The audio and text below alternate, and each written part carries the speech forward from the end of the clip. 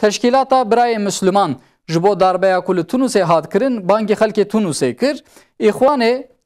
di banga xwe de wiha got em dibêjin ku bila xelkê Tunusê li dijî rêveberiya Tunusê têkevin nava got û bêjeka ciddî. تشکیلات برای مسلمان جبو حولاینا دربیا کو سرok جمهوری تونس قائد سعید و ریوبریا ویدای بانگ خلک تونس کر و بیانات کان نویسکی دا دی بیانات دا هاتی فاده کرن کل تونس جنش کا و بیارا حول دربیا قومی اف یک مگلکی نرحت کر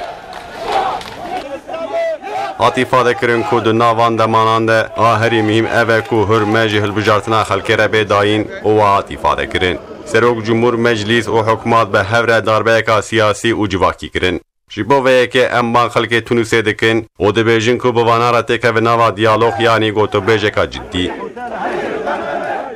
دی بیانات دهاتی ifade کرن کو اویک وی به سببا کو لولد خوین کشتن تالان و ایران نیجیاندن و وی پیشیوان بیارانم بگیره.